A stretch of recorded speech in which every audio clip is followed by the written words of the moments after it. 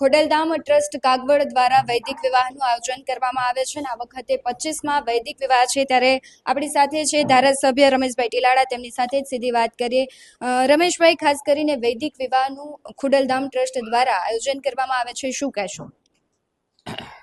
Khodaldham trust નક્કી કરેલું છે કે આ મોંઘવારીના સમયમાં લોકોને ખર્ચ ન થાય અને ખોટી હરીફાઈ પણ ન થાય, દેખાદેખી ન થાય, એટલે સાદાઈથી પણ નરેશભાઈએ નક્કી કરેલું છે। નરેશભાઈ આમાં ખૂબ વ્યક્તિગત રસ પણ લે છે અને કે લોકો આનાથી પ્રેરણા લે અને જે એની વિધિ છે એ બધી આપણી નિયમ મુજબ થાય અને સંપૂર્ણપણે વિધિ પૂરેપૂરી આપણી વૈદિક વિધિ પૂરી થાય અને જે કંઈ સમાજને મેસેજ દેવાનો છે કે અત્યારે આ મોંઘવારીના સમયમાં ખર્ચ વગર અને સમયની બચત પણ થાય।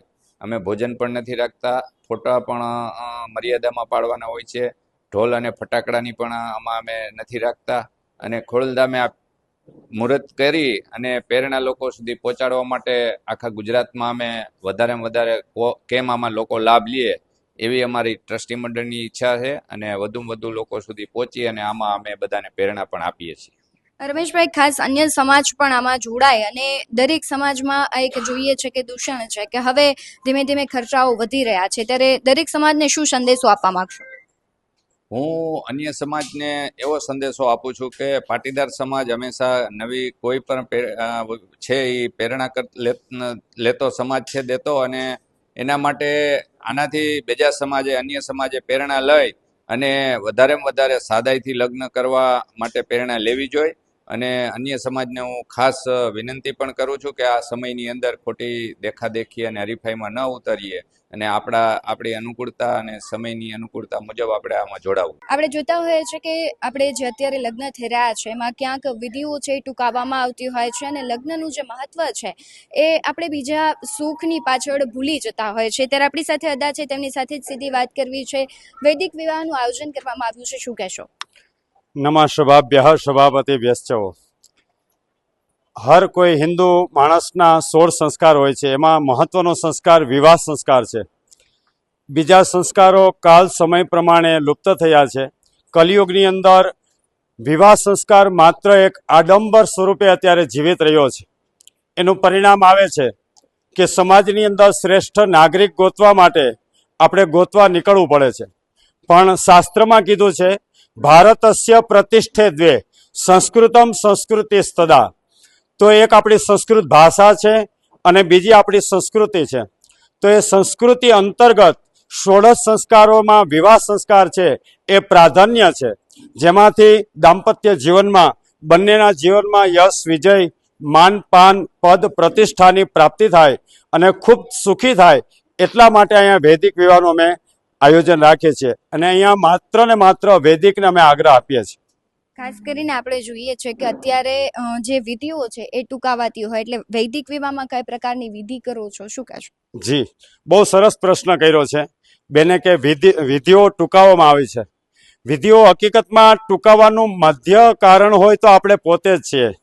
અત્યારે બધાને બ્યુટી પાર્લરમાં ટાઈમ છે, નાચવામાં ટાઈમ છે, બીજા રમવામાં ટાઈમ છે, પણ જ્યારે સંસ્કારની વિધિની વાત આવે ત્યારે મોસ્ટ ઓફલી પંડિતોને કહેવામાં આવે છે પંડિતો જલ્દી કરજો। તો બ્રાહ્મણ આજે શું કરવાના છે? જો આપણે સંસ્કૃતિ નહીં ટકાવીએ તો એક સમય એવો આવશે કે જતો રહેશે, જેથી કરીને અમે અહીંયા આગ્રહ એવો આપીએ છીએ વેદોમાં જે બતાવેલા છે એ મંત્રોચ્ચારા એ જીવનની અંદર બંને દાંપત્યો જીવનની અંદર ખૂબ એને સંપૂર્ણ સુખની પ્રાપ્તિ થાય, એટલા માટે અહીંયા વેદોના મંત્રોને પ્રાધાન્ય આપી અને એમના ન્યાસ કરાવવામાં આવે છે। એને વૈદિક સપ્તપદી સમજાવવામાં આવે છે। મોસ્ટ ઓફલી જીવનની અંદર 7 સપ્તપદી જો જીવનમાં સમજી લે ને તો એ જીવનની અંદર 50% એના જીવનની અંદર ઘડતરના વિચારો કંડારાય છે, એટલા માટે અમે વૈદિકને આગ્રહ આપીએ છીએ। આપણી સાથે જેમના લગ્ન છે, નવદંપતિ પણ છે, તેમની સાથે જ સીધી વાત કરવી છે. આપણે જોઈએ છે કે અત્યારનું યુવાધન છે એ કહેવાય છે કે દેખાડામાં માને છે, ત્યારે એક સાદાઈથી લગ્ન કરવું અને તેમના વિચારોને પરિવારને પણ અપનાવવા એ ખૂબ સરસ મજાની ને એક નવી પહેલ કહેવાય. આપણી સાથે કિંજલબેન છે, તેમની સાથે જ સીધી વાત કરીએ. વૈદિક વિવાહમાં જોડાવાનું કારણ શું? એટલે આજે આપણે આમ નોર્મલી જોઈએ તો વ્યવસ્થા, વિચારો અને વ્યવસ્થામાં આજે વ્યવસ્થા બદલાઈ ગઈ છે. અને આ જે છે વૈદિક વિવાહ એક વિચાર છે, એમ કે જો આવો જ વિચાર દરેક સુધી પહોંચશે તો જે વ્યવસ્થા છે એ ચોક્કસ બદલાઈ જશે. એટલા માટે આજે જે વૈદિક વિવાહ છે એક બહુ સારો વિચાર છે અને બહુ એક સારો ઇનિશિયેટ કહી શકાય સંસ્થાનો, કે જેનો લાભ જે છે સમાજના તમામ વર્ગે લેવો જોઈએ. બેન, ખાસ કરીને જે યુવાધન છે એનામાં એક આગ્રહ હોય છે કે અમે ધામે ધૂમે લગ્ન કરીએ, ત્યારે ધીમે ધીમે એજ્યુકેટેડ લોકો છે આવું સાદાઈથી લગ્ન કરી રહ્યા છે. તમે શું લોકોને સંદેશો આપવા માંગશો? આજે જે લોકો જેની પાસે જેની કેપેસિટી છે એ લોકો કરે છે, બરાબર છે, પણ એ જે એક સ્ટાન્ડર્ડ બની જતું હોય છે એક મિડલ ક્લાસ લોકો માટે, એક લોઅર મિડલ ક્લાસ લોકો માટે. તો એટલા માટે એક આગ્રહ બની રહે કે બધા છે એ આ વ્યવસ્થા અપનાવે, જેથી કરીને કોઈ પણ ગરીબ પરિવારને પણ માર ના પડે.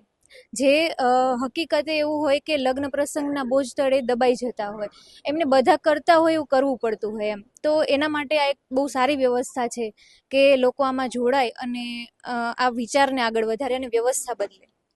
જે પ્રમાણે બેને વાત કરી કે સામાજિક આખી વ્યવસ્થા છે ખોરવાઈ રહી છે, લોકો દેખાડામાં માની રહ્યા છે, લગ્નમાં ખૂબ મોટા ખર્ચા કરે છે અને તેનો માર છે ક્યાંક મધ્યમ જે વર્ગ છે તેને પડતો હોય છે, ત્યારે વૈદિક વિવાહ છે ખૂબ સારી પહેલ છે અને અમે દરેક લોકોએ જોડાવવું જોઈએ. માણસના જીવનમાં લગ્નનું ખૂબ મહત્વ છે, પરંતુ એ મહત્વ ધીમે ધીમે વિસરાઈ ગયું છે, કારણ કે અત્યારે આપણે જોઈએ કે સમાજમાં જે દૂષણો આવી ગયા છે અને કુરિવાજો, જાણે કે હલ્દી, પ્રી વેડિંગ, ફોટોગ્રાફી, આપણે જે ખરેખર લગ્નમાં જે વિધિઓનું મહત્વ છે તે સમજતા નથી ને આ બધાની પાછળ જ સમય પસાર કરીએ છીએ.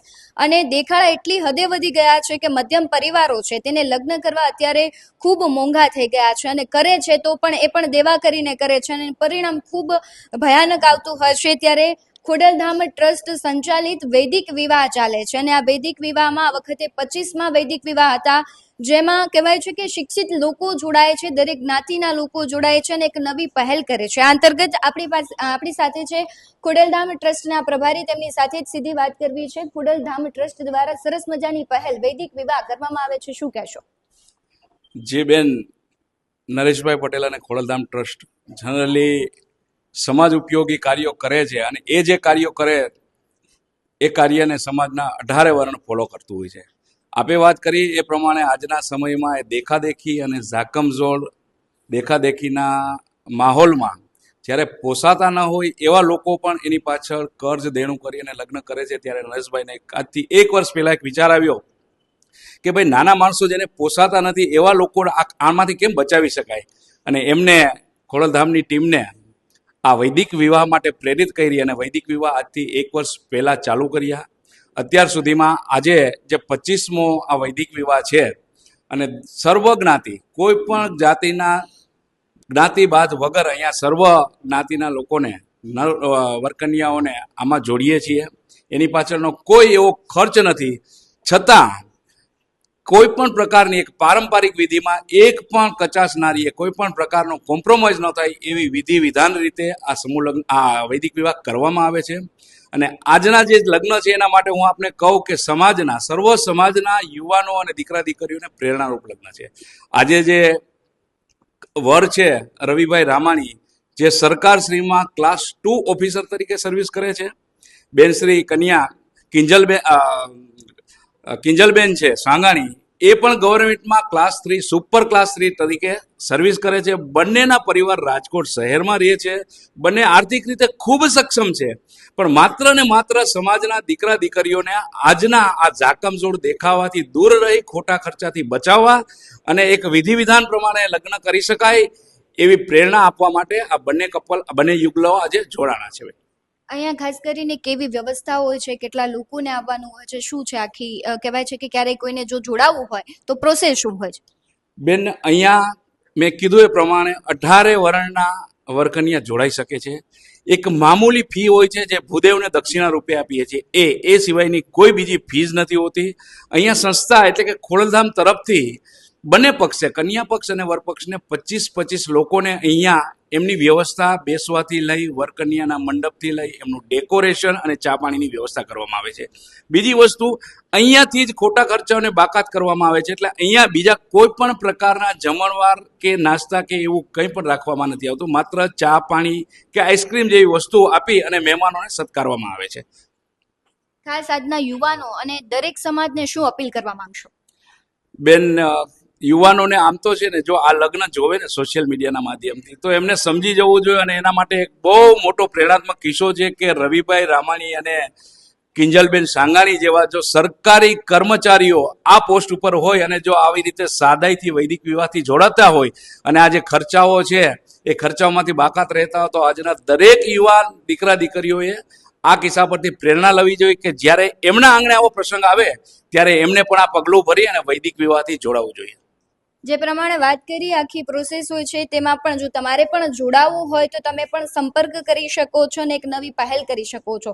અને જે રાજકોટમાં ભોજલરામ ઉત્કર્ષ ભવન છે ત્યાં લગ્ન આયોજિત કરવામાં આવે છે, એટલે દરેક સમાજના અને ખાસ કરીને યુવાધને સમજવાની જરૂર છે, કારણ કે જે પ્રમાણે લગ્નમાં ખર્ચા કરવામાં આવે છે તેને ક્યાંક આર્થિક ફટકો પણ લાગતો હોય છે.